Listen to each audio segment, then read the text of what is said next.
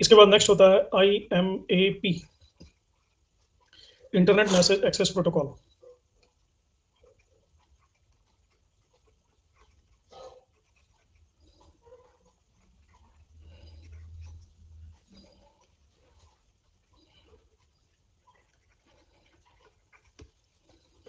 Email करने के लिए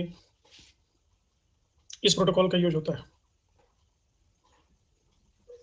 this is mainly use for email.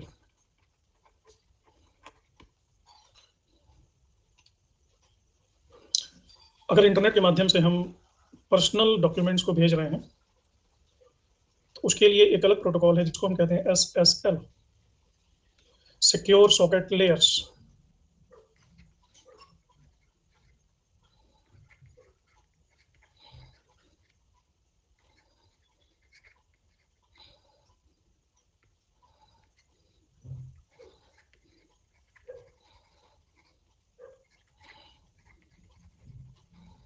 इसके थ्रू हम पर्सनल डॉक्यूमेंट शेयर करते हैं। लेकिन डेटास को, मतलब जो फाइलें हैं डेटा में कहते हैं, उनको एक कंप्यूटर से दूसरे कंप्यूटर में भेजना हो, उसके लिए जो प्रोटोकॉल यूज होता है that is FTP, file transfer protocol.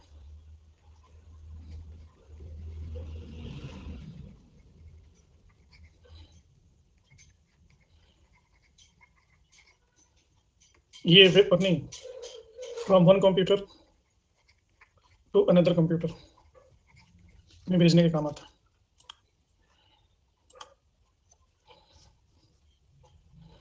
एक और है TFTP, tribal file transfer protocol.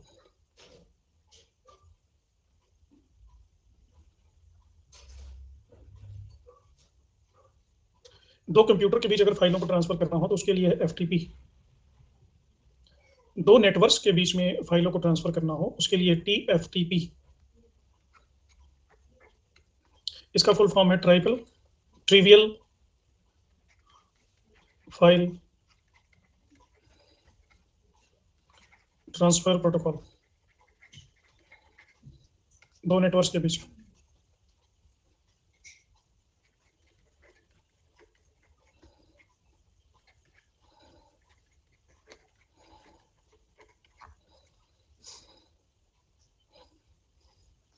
Next है SGML,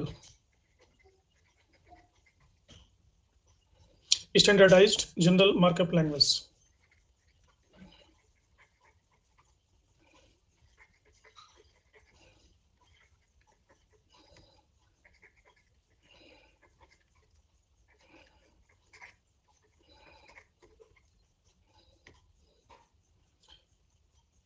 नेचुरली ये लैंग्वेज से संबंधित है, लेकिन ये कोई एक लैंग्वेज नहीं है। इसको हम बोलेंगे मेटा लैंग्वेज। लैंग्वेज और मेटा लैंग्वेज में डिफरेंस।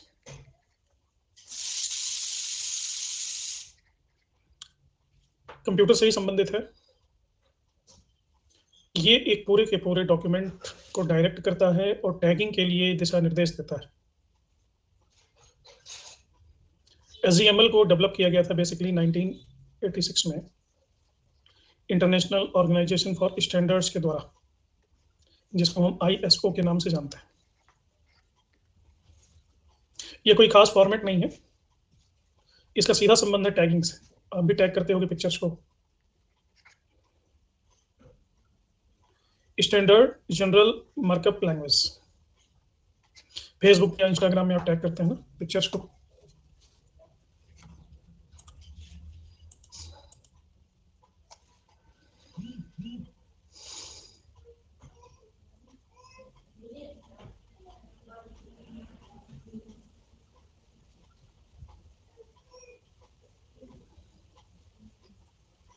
नेक्स्ट है ISP,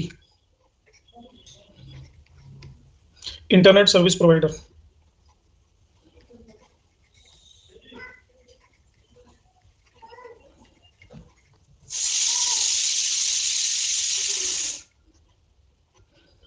डेफिनेटली इंटरनेट से कनेक्ट होने के लिए ये यूज होता है। किसी कंप्यूटर को अगर इंटरनेट से जोड़ना है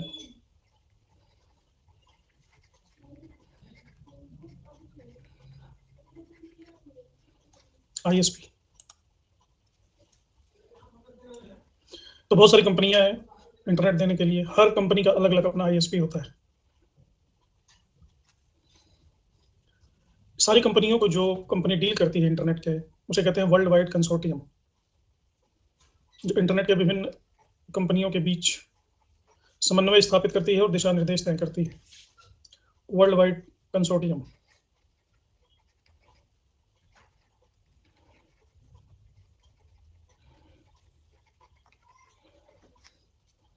ये कंप्यूटर के कुछ इंपॉर्टेंट प्रोटोकॉल्स के बारे में बात कर रहा हूँ। डेटा ट्रांसफर के लिए एक नेटवर्क पर एक चैनल के माध्यम से, जैसे एक वेबसाइट से सर्वर तक, एक लिमिटेड टाइम पीरियड में डेटा को ट्रांसफर किया जाता है। 1 सेकंड में 1 GB डेटा ट्रांसफर हो गया, या 1 सेकंड में 1 MB ही डेटा ट्रांसफर हुआ। तो एक निश्चित समय अंतराल में डेटा ट्रांसफर करने की जो गति है, किसी में ज़्यादा होती है, किसी में कम होती है। इसी के आधार पे हम 2G, 3G, 4G, 5G इसका निर्धारण करते हैं। तो इसको कहते हैं बैंडविड्थ। बैंडविड्थ क्या है?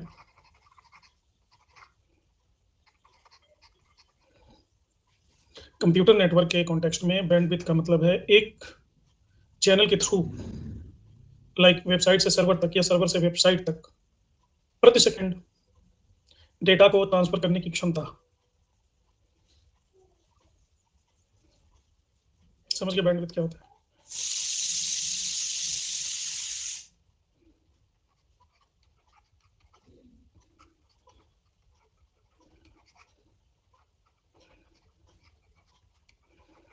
Data transferring capacity.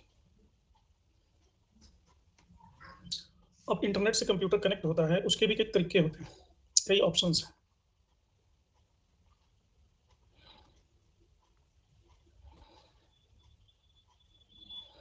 एग्जाम्पल के लिए कंप्यूटर है और यहाँ पर सर्वर।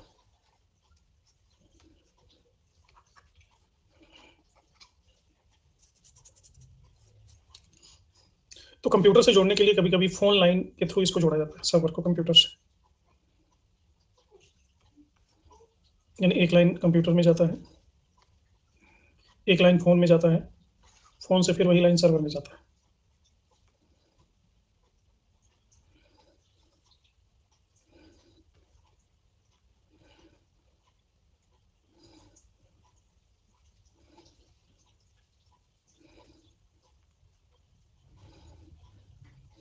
इस टाइप ऑफ कनेक्शन का नाम दिया गया है डायल अप कनेक्शन।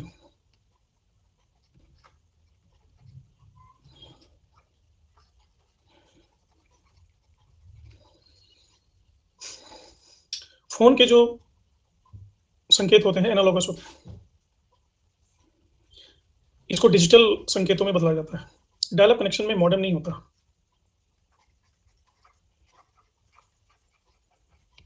मॉडेम की जरूरत ही नहीं होती। एक दूसरा कनेक्शन है ब्रॉडबैंड।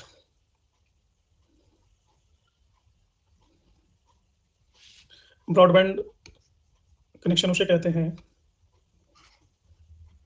जो सर्वर से कनेक्ट तो रहता है, लेकिन इनकी स्पीड होती है 256 kbps से अधिक डाउनलोडिंग स्पीड। अगर इससे ज़्यादा स्पीड है तो इसको ब्रॉडबैंड कहा जाएगा। तो ये डायल अप कनेक्शन से ज़्यादा स्पीडी होता है। ब्रॉडबैंड कनेक्शन के अनिवार्य कुछ घटक हैं। कौन कौन से घटक हैं? जैसे इसमें अनिवार्यतः लगता है मॉडेम। मॉडेम शब्द बना है मॉडरेटर से। मॉडेम क्या काम करता है?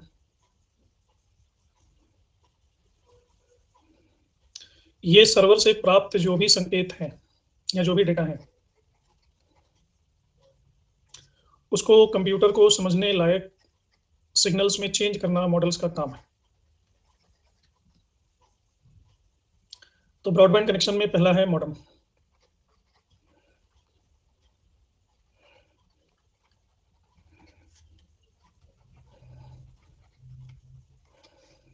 दूसरा इंपॉर्टेंट डिवाइस है हब। कई बार ऐसा होता है कि एक से ज़्यादा कंप्यूटर कनेक्टेड होते हैं एक ही कनेक्शन में। सर्वर से वो मेन लाइन हब तक आएगी। हब का काम है कि डिफरेंट कंप्यूटरों को सिग्नल को भेज देना।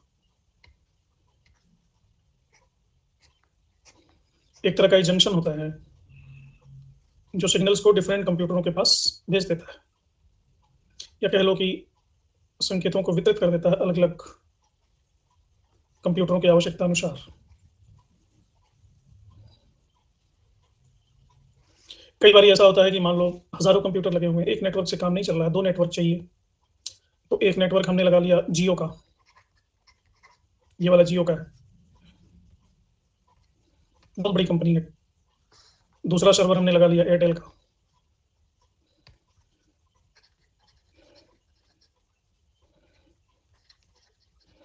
ये दो सर्वर हमने लगा लिए और इनको पूरी की पूरी फैक्ट्री में हमें कनेक्ट करना है, इन दोनों सर्वर को कनेक्ट करना है और एक स्ट्रेंथ बनानी है ताकि ये हजारों कंप्यूटर में बांटा जा सके। तो इन सर्वर्स को जोड़ने के लिए एक दूसरे डिवाइस की आवश्यकता होती है। That device is called bridge. Bridge का मतलब होता है पुल। ये इन दोनों सर्वर्स को जोड़ देता है। ब्रिज ने इन सर्वर्स को जोड़ दिया। इसके बाद इन सर्वर्स में एक और डिवाइस होती है जो डेटा को आगे की तरफ फ्लो करती है, आगे की तरफ भेजती है। तो ये अमूमन सर्वर के साथ ही लगी होती है या सर्वर से कनेक्टेड होती है जो डेटा को आगे भेजती है। That is called router. Router उसी तरह से है जैसे आपने देखा होगा कभी कभी खेतों में, गांव में जो लोग रहते होंगे, सिंचाई देखा ना, पंपिंग सेट लगाते हैं सिंचाई करने के लिए। पंपिंग सेट किन्होंने देखा? एक मशीन होती है और वो पानी फेंकती है। पानी जमीन में उपलब्ध है या किसी गड्ढे में उपलब्ध है, तो उसका काम है कि गड्ढे से पानी को शक करना और आगे खेतों में फेंकना। सेम यही काम राउटर करता है, सर्वर से डेटा को लेता है और कंप्यूटर की तरफ भेज देता है। कुएं में भी हो सकता है, नदी में भी हो सकता है, अंडरग्राउंड वाटर भी हो सकता है। तो यहाँ से पानी तो फेंक दिया गया, डेटा तो फेंक दिया सर्वर से। कंप्यूटर में भी एक डिवाइस लगी होती है जो इस डेटा को कंप्यूटर के अंदर डालती है।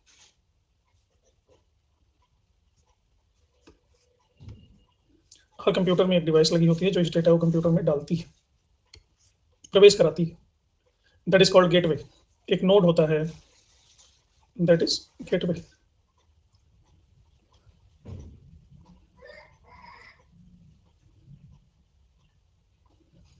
तो इसमें हमने आपको बताया डायलॉग कनेक्शन क्या है, ब्रॉडबैंड कनेक्शन क्या है, दोनों में डिफरेंस क्या है, मॉडेम क्या होता है, राउटर क्या होता है, ब्रिज क्या होता है, गेटवे क्या होता है, ये सब समझ में आ गया।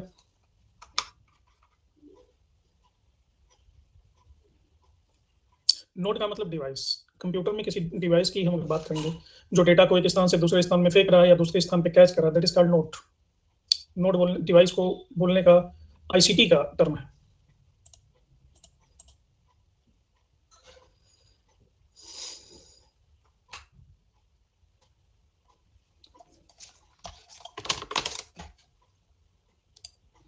तो इनमें से कुछ यंत्रों को इस चित्र में दिखाया गया है।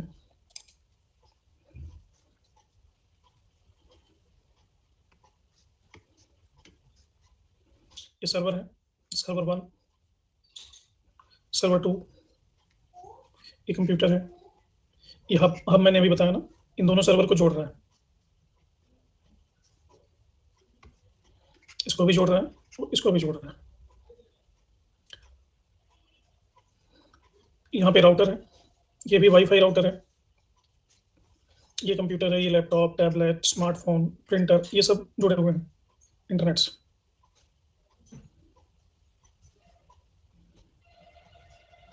ब्रिज इसमें नहीं शो किया गया है।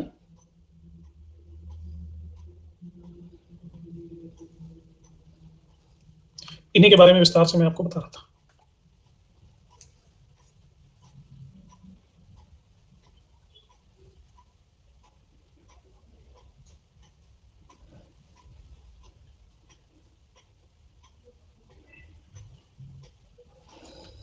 आप लोगों को जब पता है कि क्लास की टाइमिंग है 6 बजे, तो तुम लोग घंटे भर तक आते ही रहते हो।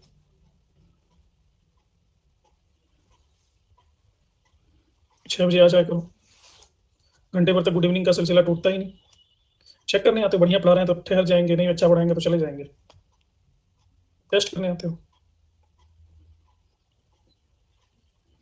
एक टीचर अच्छा तब होता है जब उसके पास स्टूडेंट अच्छे हों, ठीक है ना। ये अकेले टीचर की जिम्मेदारी नहीं है। अगर आप दत्त चित्त होकर के पढ़ेंगे तो मैं दत्त चित्त होकर के पढ़ाऊंगा। 4 जानकारी देनी होगी तो मैं कोशिश करूंगा कि 8 दे के जाऊं, जो मुझे याद है अपनी झोली खाली कर दूं। नहीं रितु, मैं तुमको नहीं कह रहा हूँ, सभी की बात कर रहा हूँ। लोग आए जा रहे हैं, जा रहा है, गुड इवनिंग चली जा रहा है, घंटे अभी देखो 40 मिनट हो गए। 6 बजे मैं आता हूँ, मेरी तो रिस्पॉन्सिबिलिटी है, लेकिन आपकी भी रिस्पॉन्सिबिलिटी। अगर आपने पढ़ना है तो 6 बजे आ जाओ, 5 मिनट के अंदर आ जाओ, साढ़े 5-10 मिनट में। और अगर बीच में आते हो किसी कारणवश, कोई इमरजेंसी है, कोई दिक्कत है, तो गुड इवनिंग ना करो, क्योंकि मेरी आदत है कि मैं हर कमेंट को पढ़ता हूँ, क्योंकि क्वेश्चन ना हो जिसको मुझे रिप्लाई करना हो। अब मैं जब वो पढ़ता हूँ तो गुड इवनिंग आता है। हाँ, काजल बहुत ही पंचुअल है।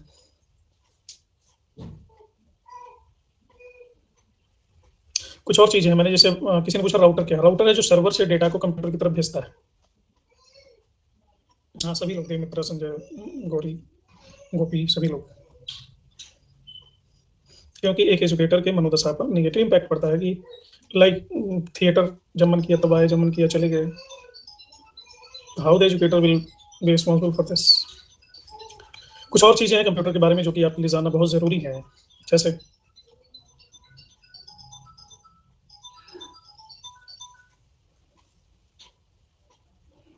मैंने अभी आपको बताया था बैंडविथ। बैंडविथ एक प्रकार का माध्यम है जिसके माध्यम से क्या संचरित होता है।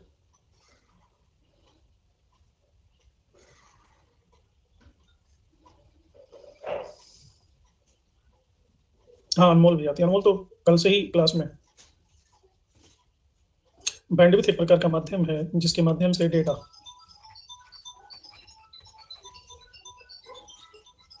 संचरित होता है। अब बैंडविथ भी दो तरह का है। एक प्रकार का बैंडविथ वो होता है जिसमें डेटा दोनों तरफ, डाउन स्ट्रीम और अप स्ट्रीम, दोनों तरफ जा सकती है, यानी इसका फ्लो दोनों साइड में होता है, इधर भी जा सकती है, इधर भी जा सकती है। दोनों साइड वाले बैंडविथ को कहते हैं डीएसएल। ये सब फुल फॉर्म आते हैं, आपसे पूछा जाता है। Digital subscriber line.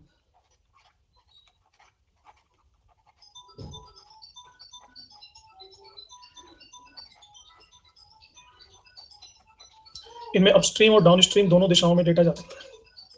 लेकिन इसका उल्टा भी होता है कि केवल एक ही दिशा में डेटा जाएगा।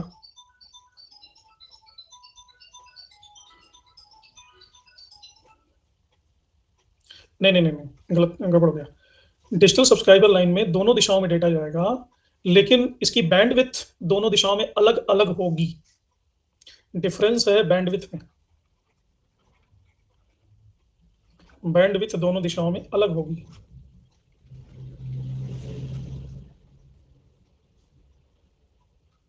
इसको बोलेंगे डीएसएल। लेकिन इसका उल्टा केस भी होता है, STSL.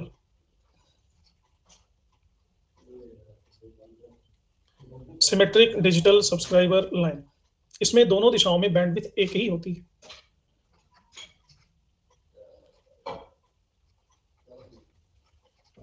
Symmetric digital subscriber line. ये समझ गए बात को।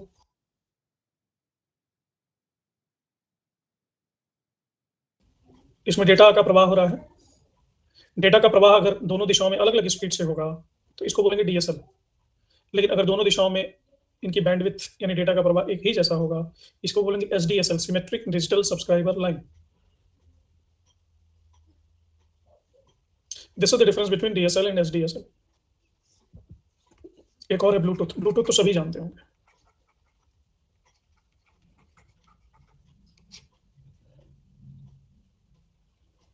इंग्लैंड में एक राजा थे, उनका नाम ही था ब्लूटूथ। तो अपने प्रजा से इतना प्रेम करते थे कि लोगों को आपस में मिलाते थे, लोगों में संजोग कराते थे, वियोग नहीं, फूट नहीं डलवाए, खूब दोस्ती करवाई। तो उन्हीं को ट्रिब्यूट देने के लिए ब्लूटूथ का जब आविष्कार हुआ तो ब्लूटूथ भी यही काम करता है, 2 डिवाइसेस को मिला देता है, नीला तार। तो 30 फीट के अंतर्गत डिवाइसेस को ये कनेक्ट कर देता है। सभी, ये तो पुराना हो गया, ब्लूटूथ तो सभी जानते हैं। इसी का अपडेटेड वर्जन है वायरलेस फिडेलिटी। वायरलेस फिडेलिटी जिसको कहते हैं वाईफाई।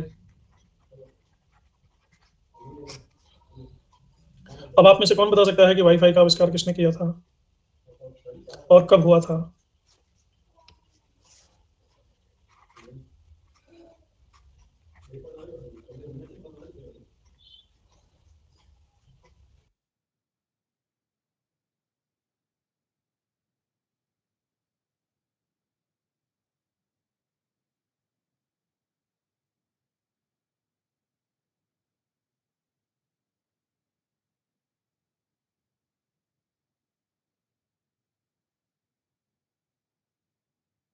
इन 2 लोगों ने मिलकर किया था 1991 में, जॉन ओशोलिवन और जॉन डीन ने।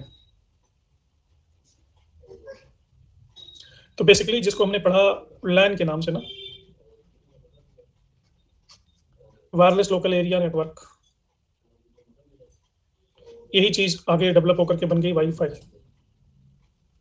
वाईफाई का मतलब है बिना किसी केबल के 2 डिवाइसों के बीच कनेक्शन बना देना, और ये फ्रीक्वेंसी का यूज करता है, रेडियो फ्रीक्वेंसी का।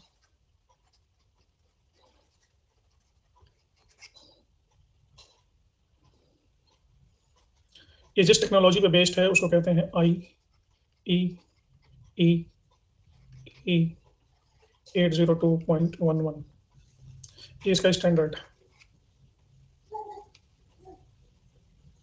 और इसकी फ्रीक्वेंसी होती है 2.4 गीगा हर्ट्ज से लेकर के 5 गीगा हर्ट्ज तक।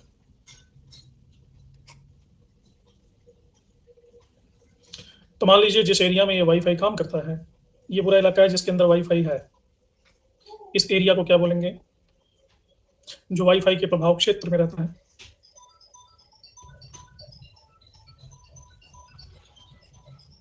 Hotspot.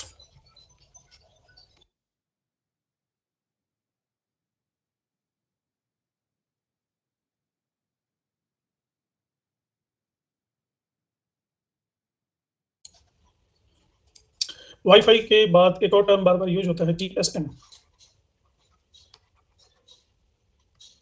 Global system for mobile communication.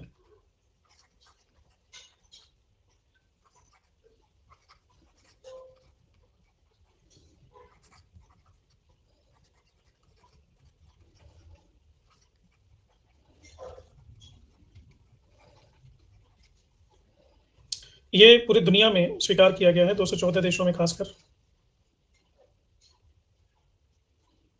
और ये टेक्नोलॉजी डेवलप होती है आवाज को, ये डिजिट्स में कन्वर्ट कर देती है, फिर आवाज में कन्वर्ट कर देती है। तो ये मुख्यतः 900 1800 से लेकर के 1900 मेगा हर्ट्ज पर काम करता है। जीएसएम का एक अपडेटेड वर्जन आया है सीडीएम में।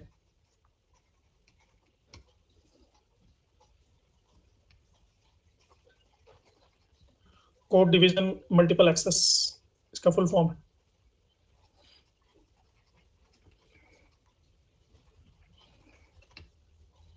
ये 3rd जनरेशन का डिजिटल सेलुलर डिवाइस।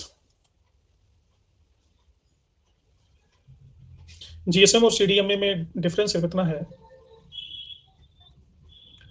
कि फ्रीक्वेंसी रेंज को लिमिटेड किए बिना ये बैंडविड्थ को बढ़ा सकता है सीडीएम में। जीएसएम में अगर बैंडविड्थ को बढ़ाना है तो फ्रीक्वेंसी रेंज को लिमिटेड करना पड़ता है। तो सीडीएम में से ये निर्धारित हुआ है कि एक ही नेटवर्क पर मैक्सिमम यूजर से संवाद स्थापित किया जा सकता है।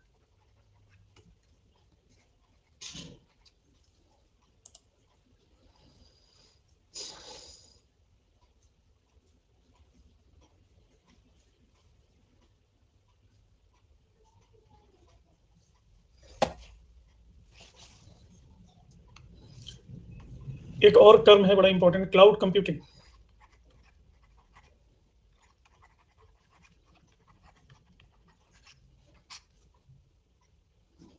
क्लाउड कंप्यूटिंग क्या है?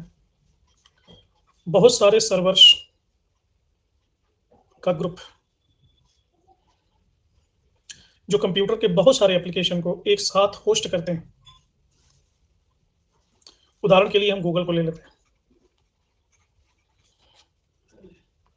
गूगल में बहुत सारे काम होते हैं। कौन कौन काम हो सकते हैं, आप बता सकते हैं?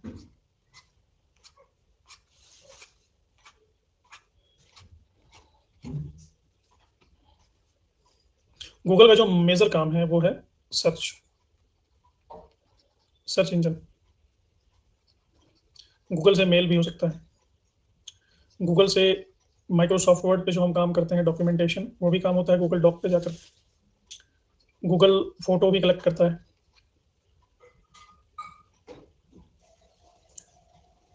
गूगल इमेजेस से इमेज सर्च हो सकता है।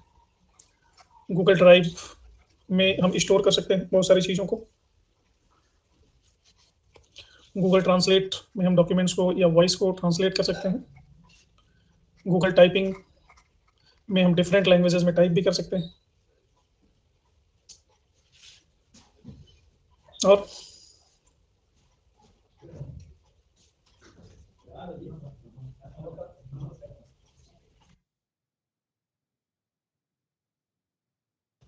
और गूगल से क्या कर सकते हैं?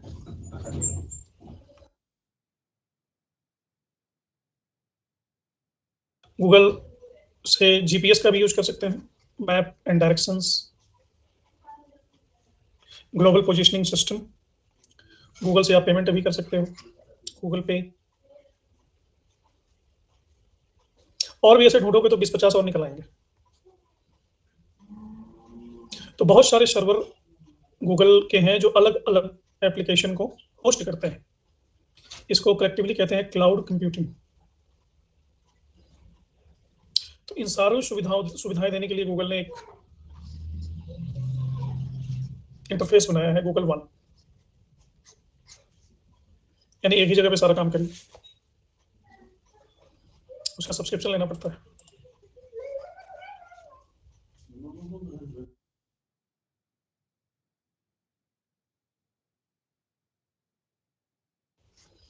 नेक्स्ट है वर्ल्ड वाइड वेब, इंटरनेट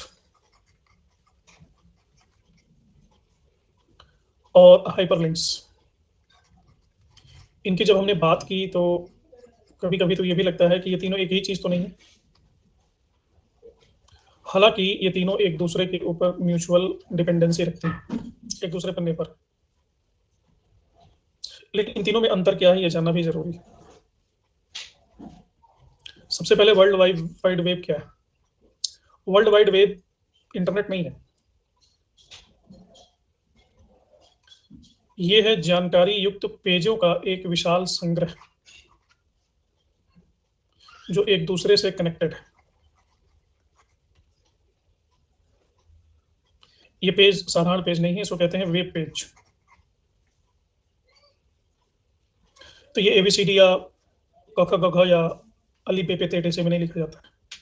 ये वेब पेज लिखने के लिए एक स्पेशल लैंग्वेज होती है जो कंप्यूटर में यूज होती है। उसको कहते हैं HTML, hyper text markup language. Web page में सिर्फ लैंग्वेज नहीं होती, सिर्फ शब्द नहीं होते। इसमें बहुत सारी चीजें होती हैं। डिजाइन होता है, इंटरफेस होता है, अगल बगल में छोटी छोटी वीडियोज भी चलती रहती हैं, कुछ 3D कुछ 2D। इनका काम होता है वेब पेज को बहुत ही आकर्षक बनाना। ये जो वेब पेज को आकर्षक बनाने के लिए उपयोग होती है, इन्हें कहते हैं हाइपरलिंक्स। HTML एक अलग चीज है और रोचकता बढ़ाने वाली चीजों को हाइपरलिंक्स कहते हैं।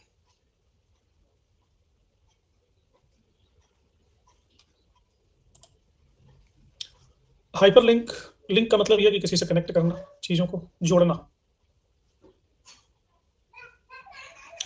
हाइपरलिंक सिर्फ इसकी शोभा नहीं बढ़ाता, ये तमाम पेजों के बीच लिंक अवेलेबल कराता है। जब हम इस लिंक पर क्लिक करते हैं तो हमारा ब्राउजर लिंक से जुड़े हुए पेज पे खुल जाता है।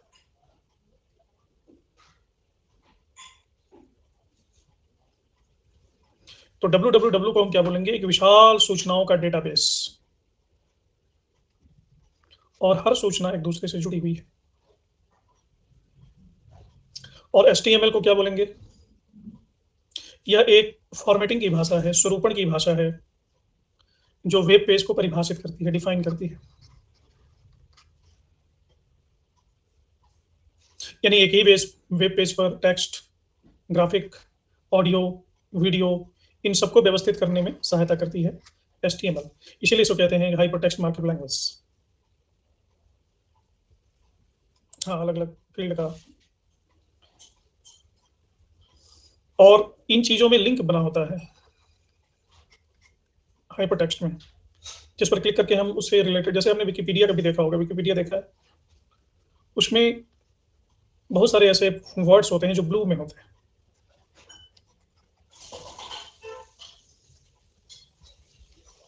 विकिपीडिया नहीं देखा जीवन में? वो अलग कलर में होते हैं। वो अलग कलर में क्या होते हैं? वो हाइपर लिंक है। उनको आप क्लिक करेंगे तो उससे संबंधित पेज खुल जाएगा। जैसे यूरोप, यूरोप एक अलग कलर में लिखा हुआ है, यूरोप पर क्लिक करोगे तो यूरोप का पेज खुल जाएगा।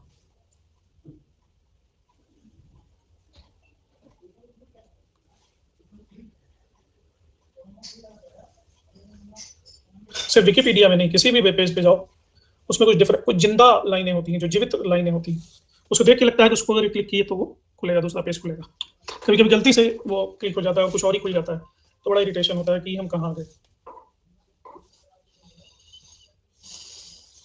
तो ये HTML एक जादुई दुनिया है। इस जादुई दुनिया का आविष्कार किसने किया था?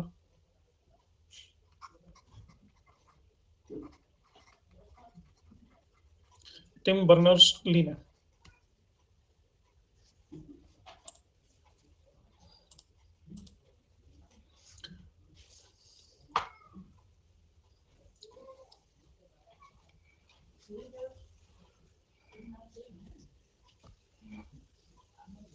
इसके बाद वेबसाइट। वेबसाइट क्या होती है? यह वेब पेज, HTML, हाइपरलिंक्स, इन सभी को इकट्ठा करके एक ही थीम की चीजों को डाल देते हैं, वह वेबसाइट।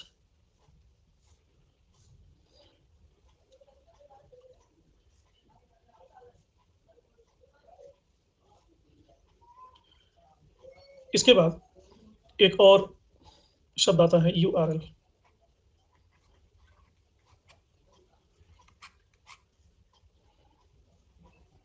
URL क्या है? URL का फुल फॉर्म कोई बता सकता है? डेफिनेटली ब्लॉगर को वेबसाइट पर रख सकते हैं। यूनिफॉर्म रिसोर्स लोकेटर, लोकेट करना यानी किसी चीज का पता बताना।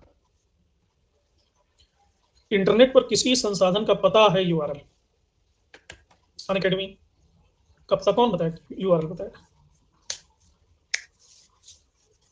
कोई भी, Wikipedia, Instagram, Facebook, ResearchGate, Delhi विश्वविद्यालय, गवर्नमेंट ऑफ इंडिया, इंटरनेट पर किसी भी चीज का एड्रेस बताना हो तो URL। तो इसीलिए जैसे आप चिट्ठी लिखते हो ना किसी को, तो क्या लिखते हो? पुराने जमाने में लिखते थे प्राप्तकर्ता।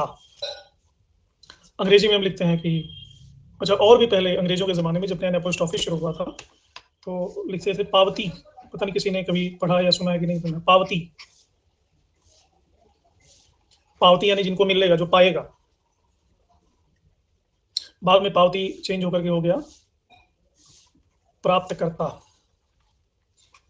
फिर ये चेंज होकर के अब लिखते हैं सीधे टू। तो इंटरनेट पे चिट्ठी या कुछ भी, कोई भी चीज सर्च कर रहे हैं, कहीं किसी किसी वेब पेज पर प्रवेश कर रहे हैं, तो URL को लिखते हैं टू की जगह इंटरनेट की भाषा में लिखते हैं HTTP।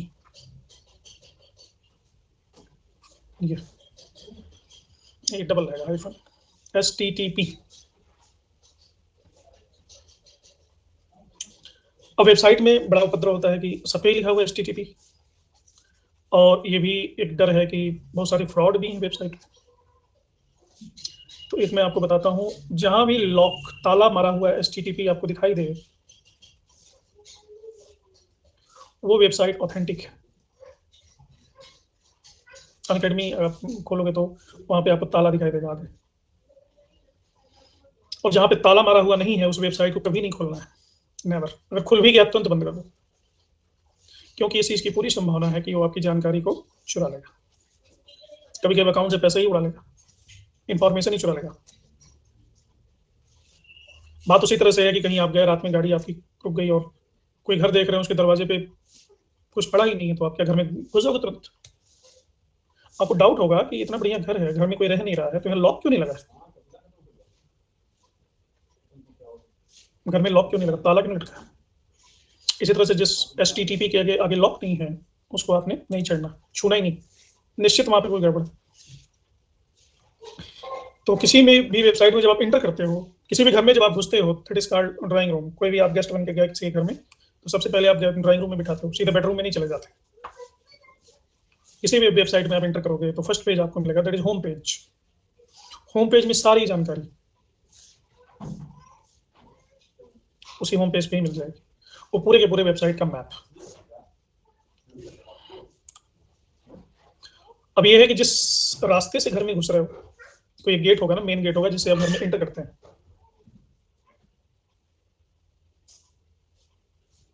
इसी तरह से जिस वेबसाइट में जिस आइकॉन से आप इंटर करते हो, जिस आइकॉन पे आप क्लिक करते हैं, that is called web browser.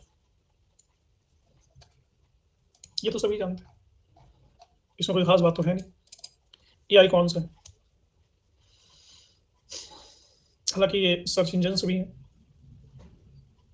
तो सबसे पहला वेब ब्राउजर किसने बनाया था?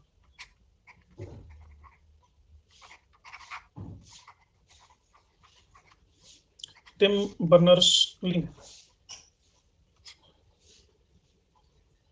इसी ने HTML लैंग्वेज भी बनाया, इसी ने वेब ब्राउजर भी बनाया। और टिम बर्नर्स ली ने जो सबसे पहला वेब ब्राउजर बनाया, उस वेब ब्राउजर का नाम था www। उसका नाम ही था ये, वर्ल्ड वाइड वेब। उनको रिस्पेक्ट देने के लिए पूरी दुनिया में किसी भी वेबसाइट को खोला जाता है तो लिखा जाता है www.unacademy.com। जैसे अल्फ्रेड नोबेल को रिस्पेक्ट देने के लिए जो प्राइज दिया जाता है, that is called Nobel prize.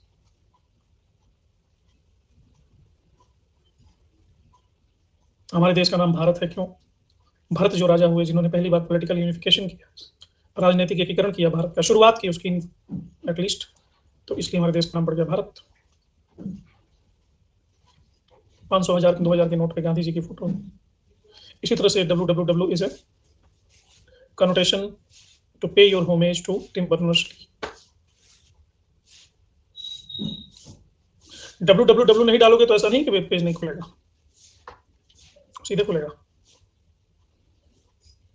और वहां www नहीं आता, वहां सीधे आता है HTTP डबल डैश और नाम।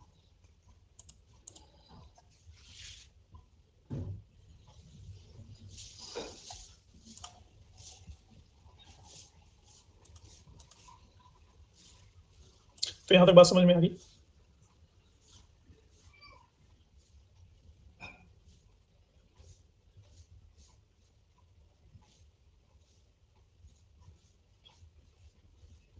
बस 6 लोग को समझ में आई, बाकी लोग को नहीं है।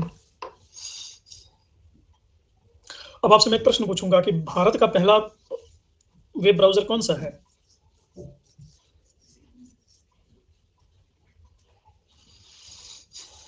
इंडिया का विश्व का नहीं। Very good, epic. Dev Mitra ने बताया, एपिक पहला भारतीय ब्राउजर है जो कि मोजिला फायरफॉक्स में खुलता है और 12 भाषाओं को समर्थन देता है।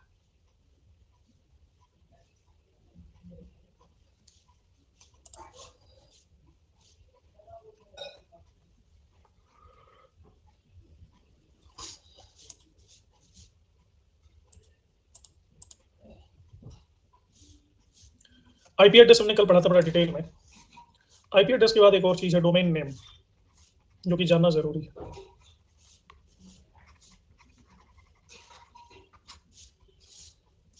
IP एड्रेस बेसिकली किससे कनेक्ट होता है?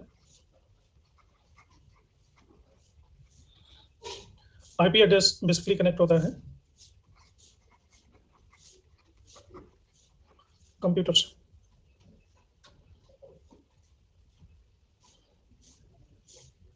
लेकिन कंप्यूटर का मुख्य काम है इंटरनेट को ब्राउज करना।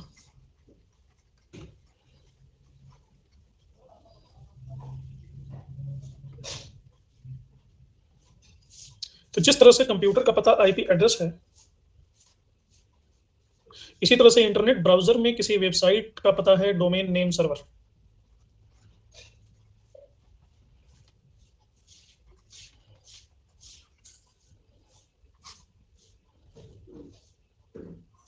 यानी डोमेन नेम आईपी एड्रेस का वेबसाइट पर विकल्प है। जो काम कंप्यूटर के लिए आईपी एड्रेस करता है, वही काम वेबसाइट के लिए डोमेन नेम करता है।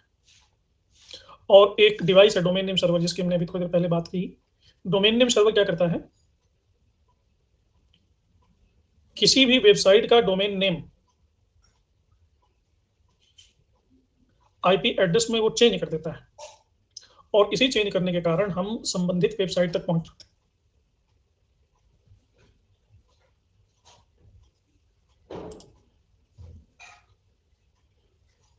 मेरी बात समझे?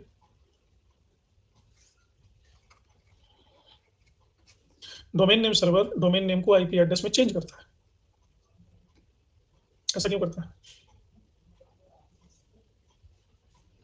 ऐसा इसलिए करता है कि आपने चिट्ठी लिखी, किसी को लेटर लिखा, और उसके इन्वेलप में आपने दो दो एड्रेस लिख दिए, तो लेटर सही जगह पे पहुंचने की संभावना है। दो एड्रेस लिखे हुए, वो लेटर तभी पहुंचेगा जब एक ही एड्रेस हो उस लेटर पे। कंप्यूटर का आईपी एड्रेस एक अलग एड्रेस है, वो भी एड्रेस। डोमेन नेम वेबसाइट का एड्रेस है, तो इससे डेटा को वहां पे पहुंचने में कंफ्यूजन होती है। तो इसके लिए विश्व की एक संस्था है, Internet Corporation for Assigned Name and number.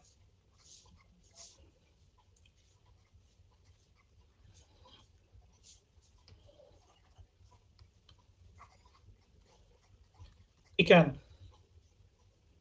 ये पूरी दुनिया भर के डोमेन नेम का प्रबंध करती है।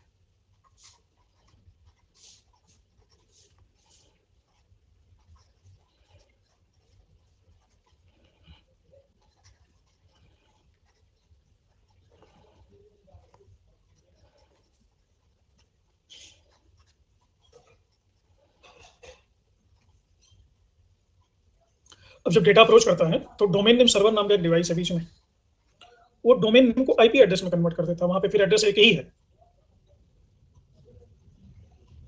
समझ गए?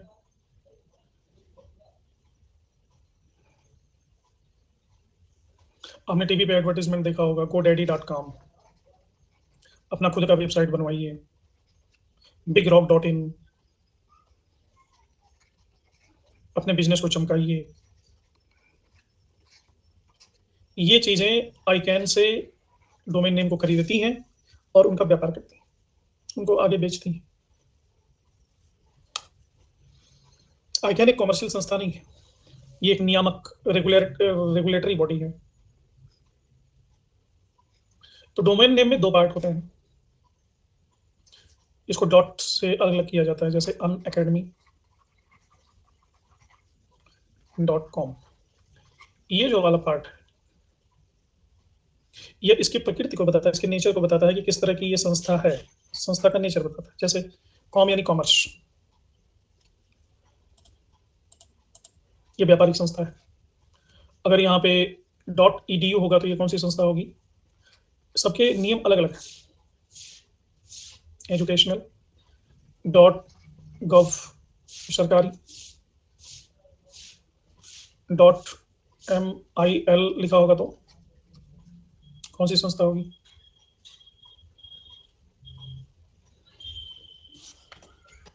Very good, military.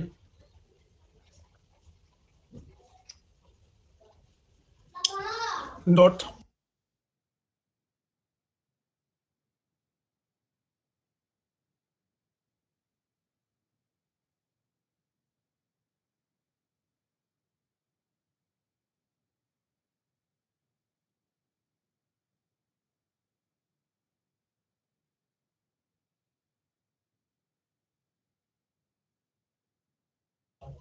अगर ये आ गया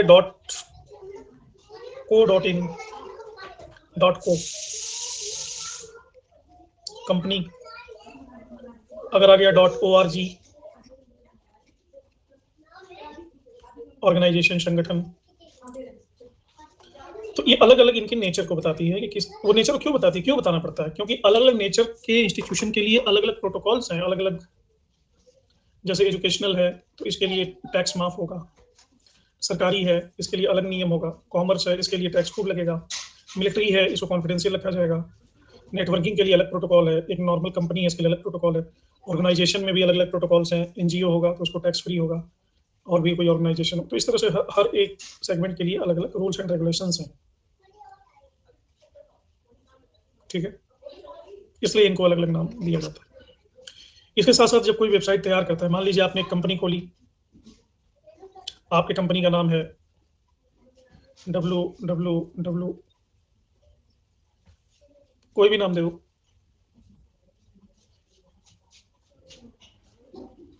मेरा ही नाम दे दो, amit.com।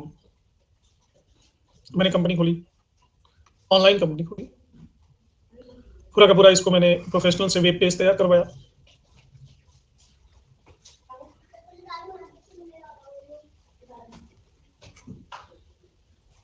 वेब पेज तैयार हो गया। वेब पेज तैयार होने के बाद मैंने एक सर्वर से कांटेक्ट किया, उसकी पेमेंट की और कहा इस वेब पेज को इंटरनेट पर अपलोड कर दीजिए। सर्वर ने इस वेब पेज को इंटरनेट पर अपलोड कर दिया। इस प्रक्रिया को कहते हैं वेब पब्लिशिंग। क्या कहते हैं? वेब को प्रकाशित करना, वेब पेज को प्रकाशित करना, वेब पब्लिशिंग। जैसे किसी बुक को प्रकाशित करते हैं वैसे वेब को भी प्रकाशित करते हैं।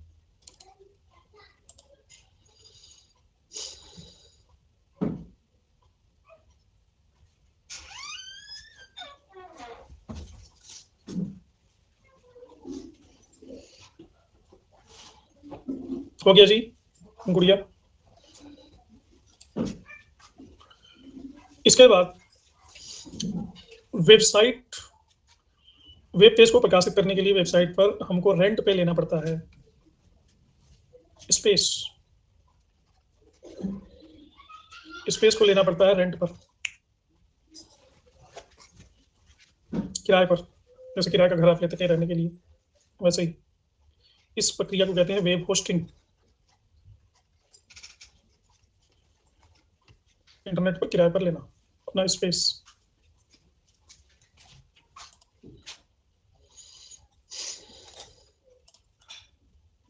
ईमेल के बारे में बता करके मैं आपके ज्ञान का अपमान नहीं करूंगा, वो तो सभी जानते हैं।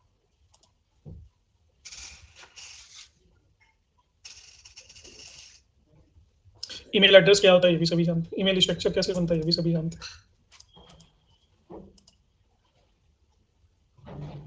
अब उसमें ईमेल में एक टर्म है जो बार बार पूछा जाता है, सीसी बीसीसी, ये क्या होता है? और टू, तो इसको एक कहानी के माध्यम से समझेंगे। ये है मिस्टर रोहन, कॉलेज में पढ़ते हैं और इनकी नाना प्रकार की महिला मित्र हैं। पिंकी, जैसे कि यूजुअली होती हैं, आजकल होती हैं, पिंकी, लवली और डॉली। पिंकी, लवली एंड डॉली।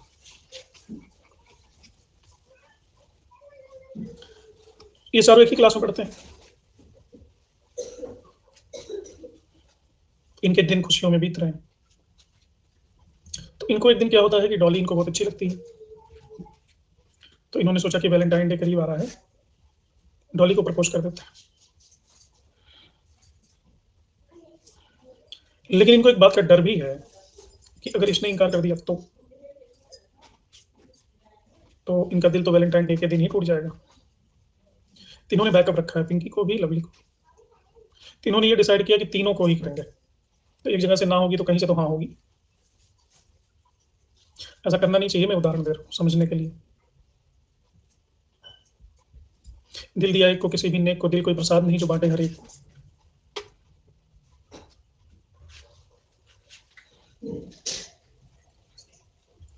तो इन्होंने बकायदा एक बढ़िया मेल बनाया, उसमें गाना वाना डाला और तीनों को मार दिया मेल। बीसीसी में डाल दिया डॉली, जो उनका फर्स्ट क्रश था। पिंकी और लवली को एक दूसरे को अगर पता भी चल जाता तो कोई बात नहीं थी। सीसी में डाल दिया पिंकी को, और 2 में डाल दिया लवली को, और नीचे लिख दिया यूजुअली खूब शेरो शायरी। देखा तुझे तो जीने लगे हम, पाले तुझे ना हो मरने का गम।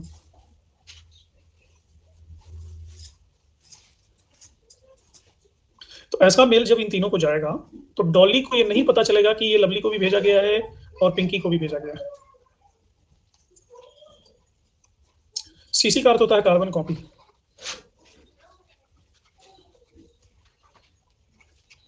इसमें वे प्राप्तकर्ता होते हैं जिनको भी हम जानकारी देना चाहते हैं, यानी लवली को ये जानकारी देना चाहते हैं कि पिंकी को भी मैंने सेम ही बात बोली है, अगर तुम्हारी ना है तो फिर इधर से हाँ हो सकती है, और पिंकी को भी जानकारी देना चाहते हैं कि लवली को भी भेजी है। तो कहीं ना कहीं कॉम्प्लेक्स काम कर जाता है। पीसीसी में उनको डालते हैं कि किसी को नहीं पता चलेगा कि डॉली को भी भेजा गया, ना लवली को पता चलेगा ना पिंकी को पता चलेगा कि ये संदेश डॉली को भेजा गया।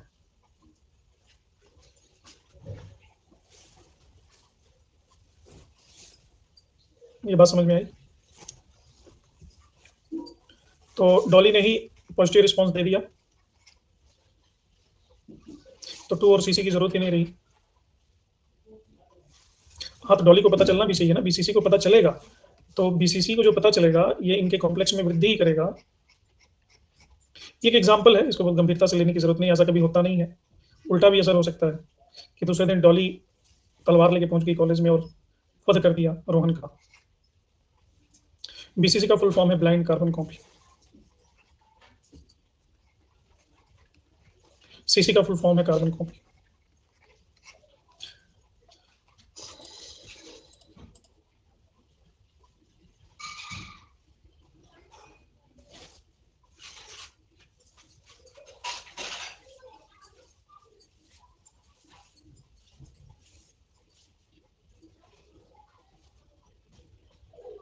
ब्लाइंड, ब्लैक ब्लैंक नहीं, ब्लाइंड। ब्लाइंड माने अंधा।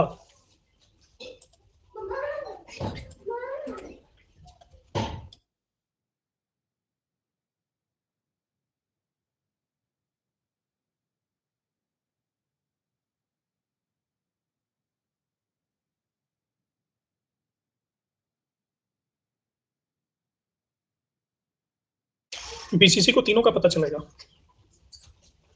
लेकिन बीसीसी का किसी को पता नहीं चलेगा। बीसीसी को 2 का भी पता चलेगा, सीसी का भी पता चलेगा, लेकिन बीसीसी को भेजा गया ये ना 2 को पता चलेगा ना सीसी को पता चलेगा।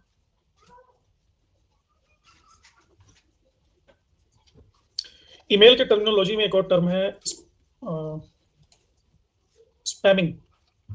आपके मेल आईडी पर बहुत सारे ऐसे अनचाहे मेल आते होंगे प्रमोशन के लिए, प्रचार के लिए, जो आप नहीं चाहते हो आए, तो बिना किसी अनुरोध के ही जो मेल आपको मिलता रहता है, दैट इज कॉल्ड स्पैम। इसको अगर आप स्पैम मार्क कर दें तो ये मेल आना बंद हो जाएगा। मेल के माध्यम से वायरस भी आपको भेजा जा सकता है। जीमेल में तो ये है वायरस को स्कैन करके ही वो खुलता है, लेकिन वायरस आपके डेटा को चुरा सकता है, और रोकने का तरीका आप उसको मार्क एज स्कैम कर दो, ब्लॉक भी कर सकते हो, मेल आईडी को ब्लॉक कर दो या अनसब्सक्राइब कर दो। जैसे किसी को आपने सब्सक्राइब किया हुआ है, उसके नीचे आप जाएंगे तो वहां ब्लू कलर में एक छोटा सा अनसब्सक्राइब लिखा होगा, तो वहां से आप ब्लॉक। ये बुक वाला काम अभी नहीं किया। एक और टर्म होता है fishing. Fishing fishing sorry, fishing. ये फिश मछली वाला फिश नहीं है, PHISHING।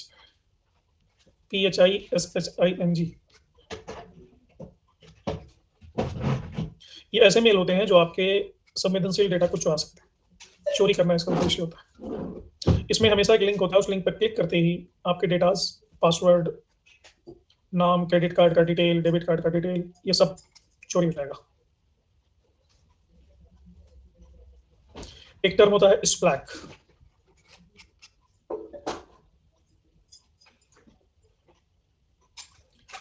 स्प्लैग होता है किसी को तब तक स्पैमिंग करते रहना जब तक उसके कंप्यूटर में क्रैश ना हो जाए। उसको मेल पे मेल, मेल पे मेल भेजे जा रहे हो, भेजे जा रहे हो, एक लेवल आता है कि क्रैश हो जाता है, इसको कहते हैं स्प्लैग।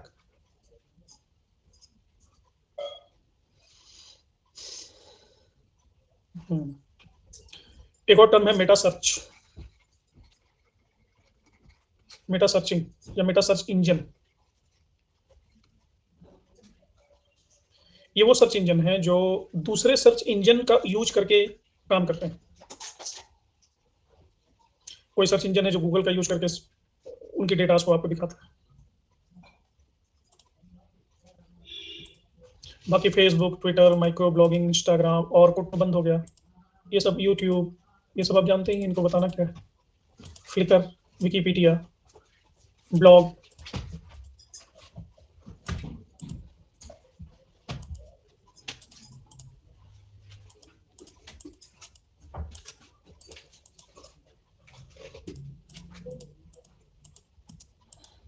तो उम्मीद है कि आपको समझ में आया होगा।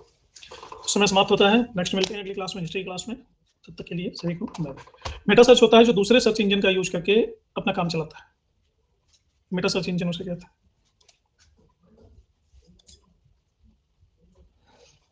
मिलते हैं 9 बजे।